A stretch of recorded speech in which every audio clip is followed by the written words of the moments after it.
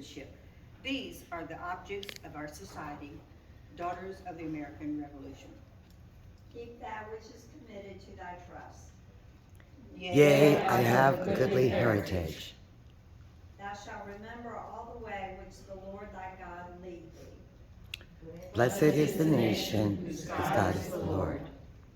Our Heavenly Father, we thank thee for thy guidance and for thy abiding presence in the life of our country.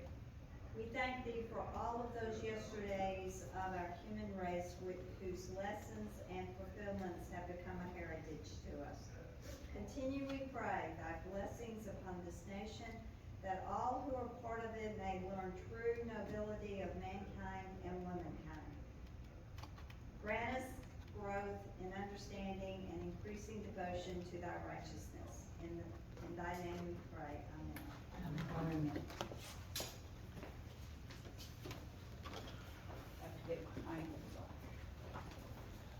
Pledge allegiance to the flag. I pledge allegiance to the flag of the United States of America and to the republic for which it stands, one nation, under God, indivisible, with liberty and justice for all. The American Creed. I Believe in the United States of America as a government of the people, by the people, for the people, whose just powers are derived from the consent of government, a democracy and a republic, a sovereign nation of many sovereign states, a perfect union, one and inseparable, established upon those principles of freedom, equality, justice, and humanity, for which American patriots sacrificed their lives and fortunes. I therefore believe it is my duty to my country to love it, to support its Constitution, to obey its flags, to respect its flag, and to defend it against all enemies. Carrie, can you start the national anthem for us?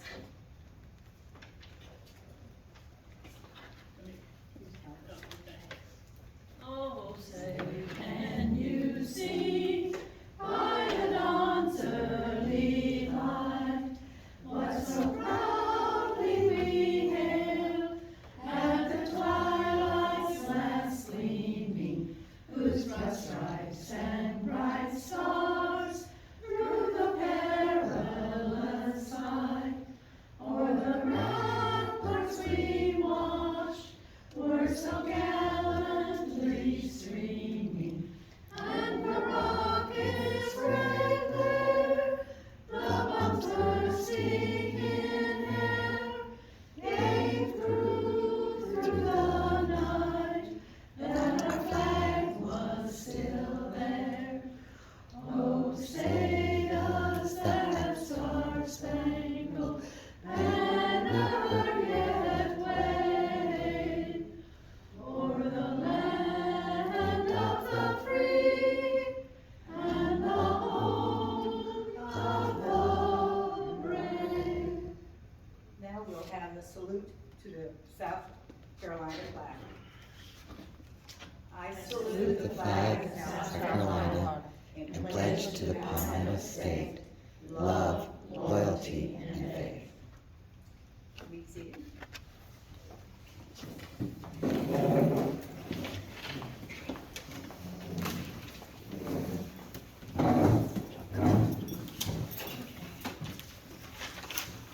Every hour of the program first, and then we'll have an announcement. It's my pleasure to introduce Jo Frkovich. Hope I didn't butcher that. She is one of the first women to graduate with a bachelor's degree in accounting in the early 70s from Arizona State University. And she worked as a professional with Ernst & Young, which, as you all know, is a very large CPA firm.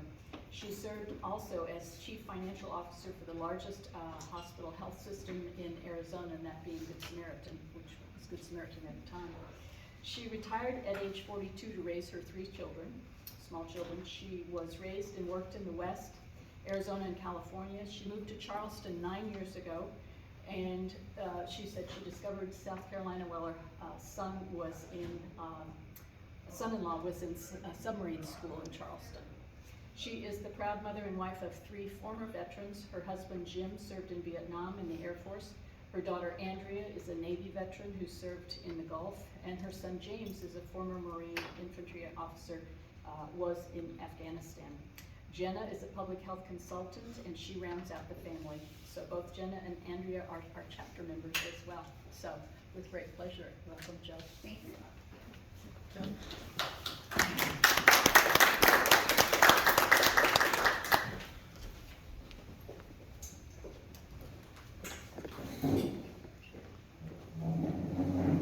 Okay, so we have not rehearsed this, and this is Joe's first meeting, so be gentle and he's willing to get up and do a presentation.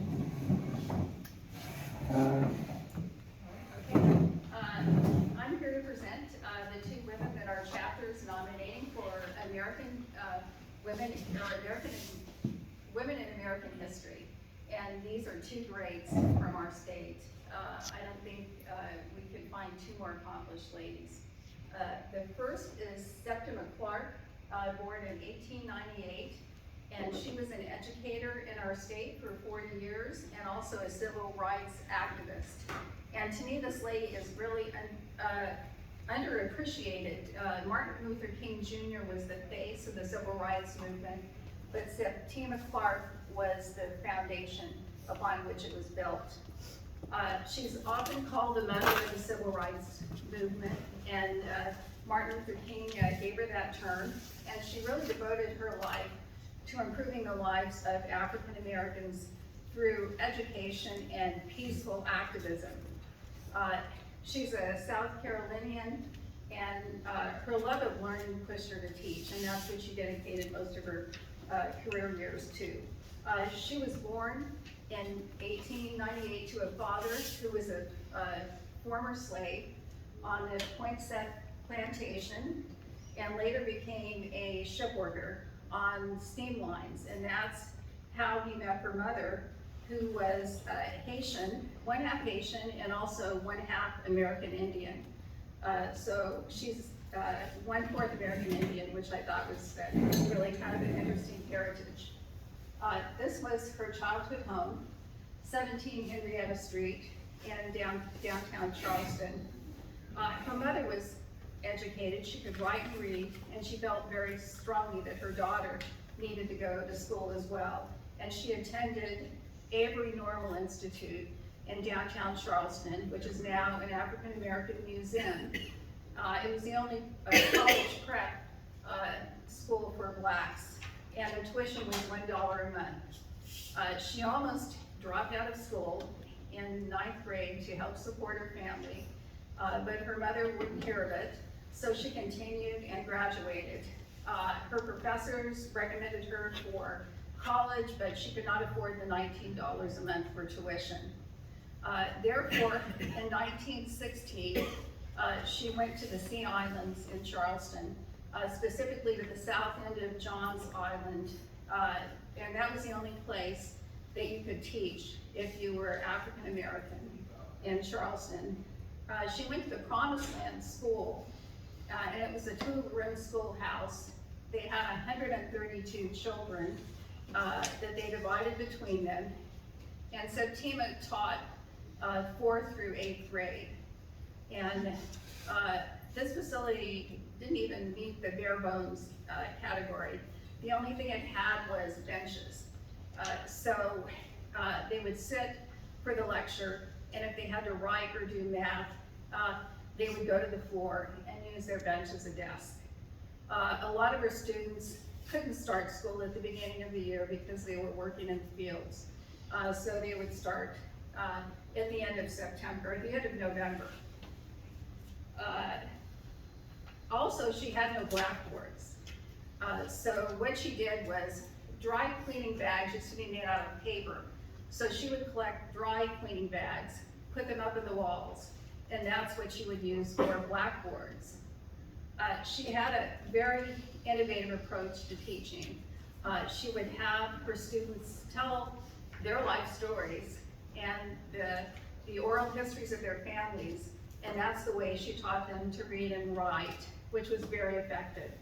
And that's also the way that she would teach her adult night school as well. In 1919, she moved back to her alma mater, which was Avery Normal Institute to teach. And the next year was her first moment of civil rights. She fought and achieved the ability for black teachers to teach black students in Charleston, in any school in Charleston County. So that was her first achievement. And her next, while she was a teacher, was working with Thurgood Marshall. She achieved equal pay for African American teachers and for white teachers in 1945. This is one of her quotes.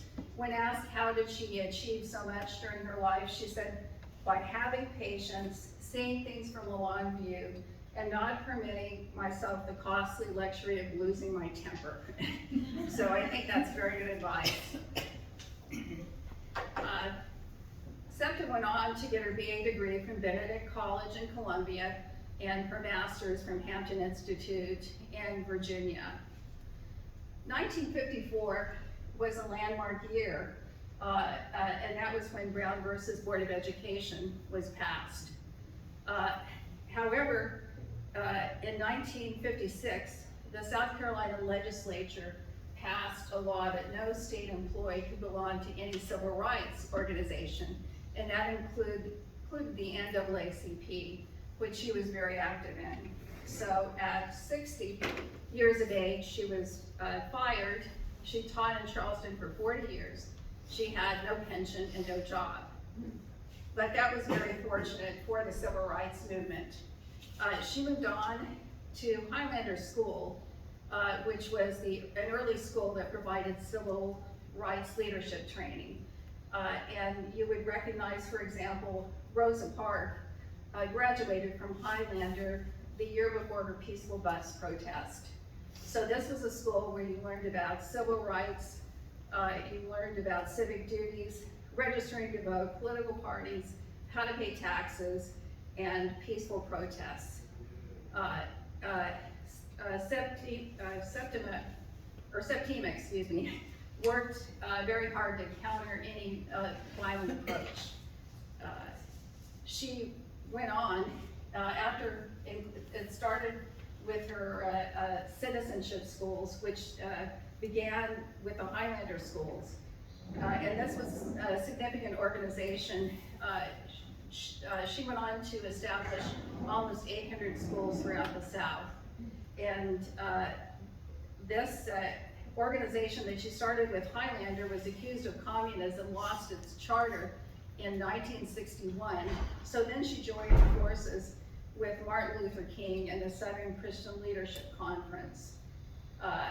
These schools that she established sound like a great idea now, but back then it could result in loss of jobs or beatings or burnings. So it was a difficult time, but she stepped up to the plate. And as I mentioned at the beginning, these citizenship schools where people were trained were really the basis on which a peaceful civil rights movement was built.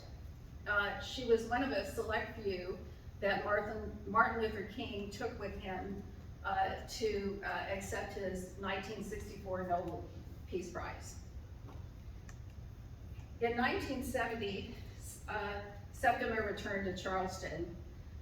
She was very active in the National Organization for Women. She felt women had been overlooked in the civil rights movement to a certain degree.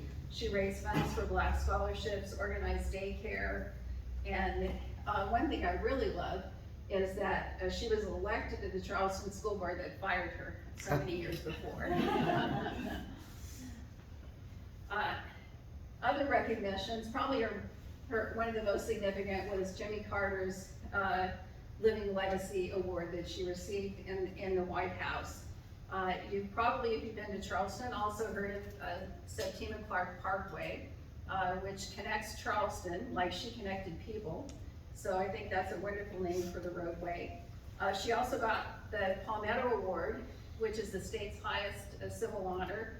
the Martin Luther King Jr. Award for Great Service to Humanity, and in 2019, a minor planet was named for her. One of my favorite things about Septima is her quotes, and I'm just going to read off a few because I think we should all take them to heart. I believe unconditionally in the ability of people to respond when they are told the truth. We need to be taught to study rather than to believe, to inquire rather than to affirm. The greatest evil in our country today is ignorance. We need to be taught to study rather than to believe. Now we'll take the next slide. I just tried to create a little chaos. Chaos is a good thing. God created the whole world out of it. Change is what comes from it. I never felt that getting angry would do you any good other than hurt your own digestion, keep you from eating, which I like to do. And I think the last one is beautiful. The air has finally gotten to the place where we can breathe it together. Septima died at age 89 on Johns Island, where she began her teaching career, and she is buried at the Old Bethel United Methodist Cemetery on Calhoun Street.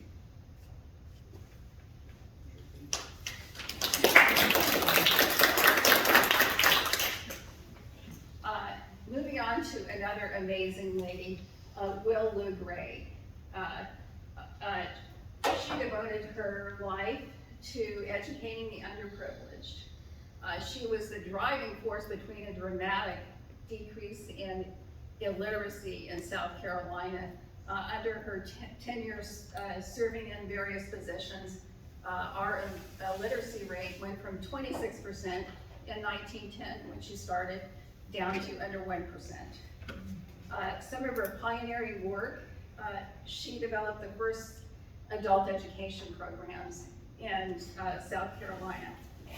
She petitioned, got signatures for mandatory school attendance, and another one of her famous campaigns is the Write Your Name campaign.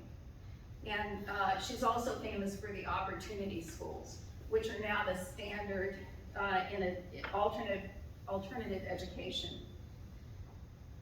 Will Lou was born in 1883 to an affluent family in Lawrence, South Carolina, to a lawyer, William Gray. He was also a merchant farmer. Her name is very unique because she's named for both her mom and her dad. Her dad's first name was William, hence the Will, and her mother's middle name was Louise, hence the Lou. And many people said this foreshadowed her personality because she ended up with her father's business sense and her mother's compassion.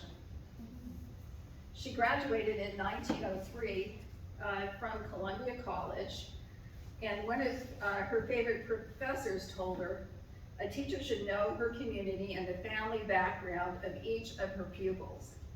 Her first position was in one-room schools in Lawrence County, and she would spend Saturday and Sunday in her buggy visiting her students' families. And no one wanted to get a visit because their child was not in school, and she made those visits. A turning point in her life was teaching in these one-room schoolhouses and realizing how many of her students were not making it to school, were not attending full-time, and how many of their parents could not read and write.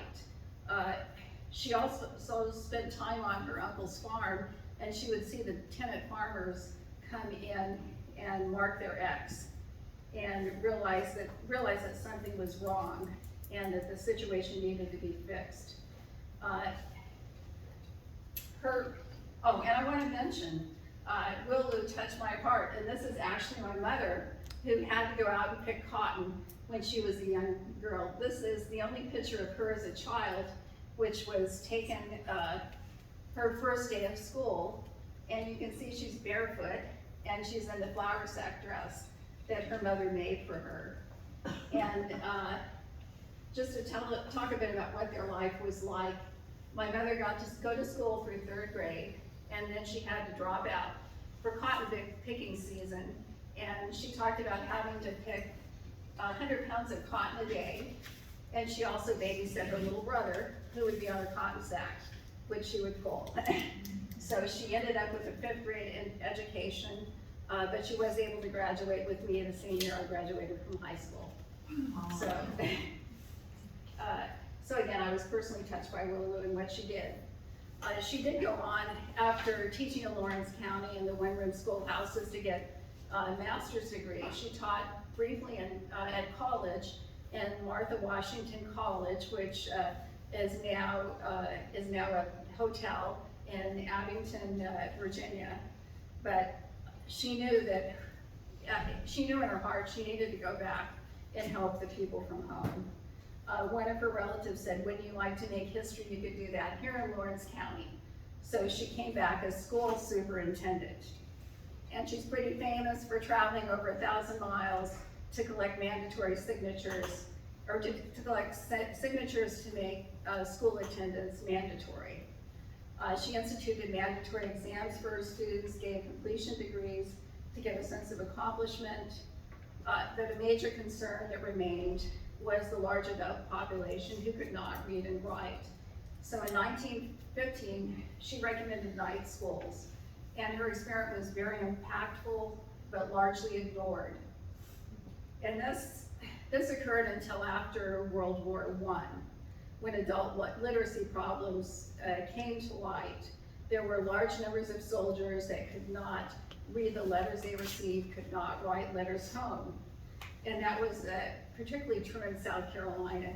Over 50% of the men that enlisted could not read and write.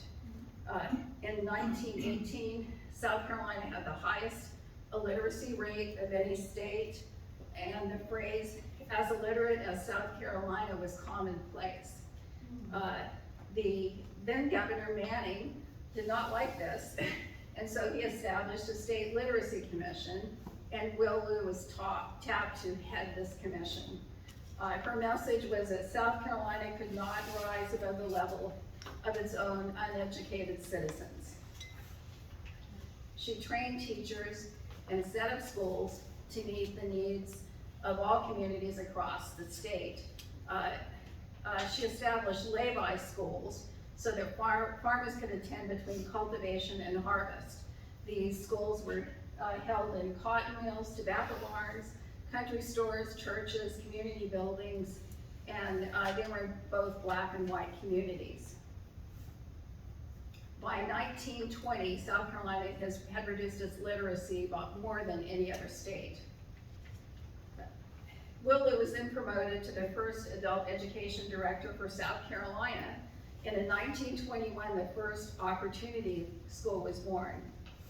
And we should be very proud. The first Opportunity School with intensive on-site 4-week education program was the DAR campus at Tennessee, South Carolina. I hope I said that right. It taught the basics of reading, writing, citizenship, health habits, and domestic science. The success led to more funding and facilities, and the Methodist Church and the Southern Baptist Church came up to the plate. Then the schools were further expanded in the 30s and the early 40s.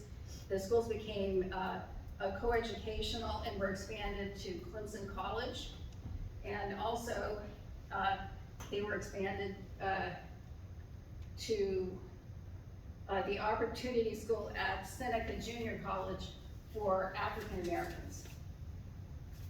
And I was surprised to see that was the junior college. It was basically a 3-room school.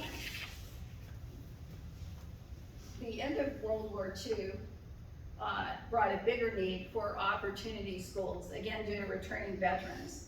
And a major chance to expand the opportunity schools came when Columbia Army Air Base deactivated after World War II, and 100 acres and 200 buildings became available. And largely due to Will Lew's efforts, South Carolina acquired these facilities and created a round-the-year opportunity school and campus. The school's mission: academic education, practical skills, and the motto was "Why Stop Learning?" The opportunity schools became the gold standard in all alternative education, began at the DAR camp and helped hundreds of thousands of South Carolina citizens obtain their high school equivalency diploma, and they've done that for over 100 years now. They served World War I and World War II veterans, and they serve at-risk students today. Her graduates are phenomenal to look at. They include doctors, other people in the medical field, business leaders, and law enforcement and military heroes. Over 250,000 lives were touched during her tenure. She has received many awards, which you can look at. Some of my favorites: the Bob Hope 1959 Woman of the Year, South Carolina Hall of Fame, and I think this one's pretty funny. The only woman nominated for the South Carolina Man of the Half Century in 1950. But to Will Lou, her biggest honor was the letters that she received from grateful students. She died at age 100. She went on to establish the Council of Aging in South Carolina. She passed away in 1984, and I thought this was a great quote: "As long as a person stays alive, he won't be really old, and to be alive, you must identify with the community." So again, another amazing lady. Just can't say enough about these two. And also recommended reading. South Carolina has lots of remarkable women, and this book, More Than Petticoats, lists several of them, but I did not know that America's first female artist came from South Carolina, the first female publisher, the founder of the Girls Club, and also, this one really took me back, preservationist and founder of the Mount Vernon Ladies Association. This lady from South Carolina stepped in and saved Mount Vernon when it was deteriorated. She raised the money to buy it and formed the Mount Vernon Ladies Association just because she was riding down the river and saw it was in disarray and needed help. So we come from a long line of amazing women in South Carolina. Thank you.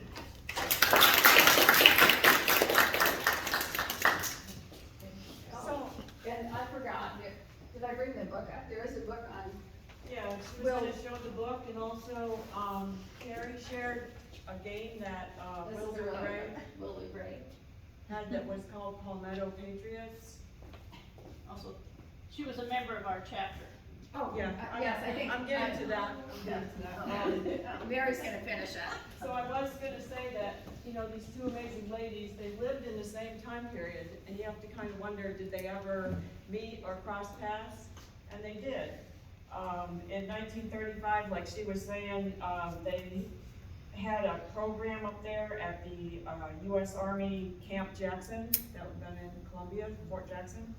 And Wilbur Gray was teaching students to sign their names and read paychecks and bus schedules, and Septima Clark went there and used that model for her citizenship schools. So two ladies that lived in the same time period, one had opportunity schools, one had citizenship schools, but basically the same goals. Good role models. And Wilbur Gray was a member of the Trenton chapter, and I did look up in some of the historian records. She was on the books in 1972. I don't know, Evelyn, if you ever met her? Absolutely not. Okay. Well, I didn't know, but yes, she was a member of the chapter for quite a long time, so she was a DAR member. That's it. Okay, thank you. Next on the agenda, we need to approve the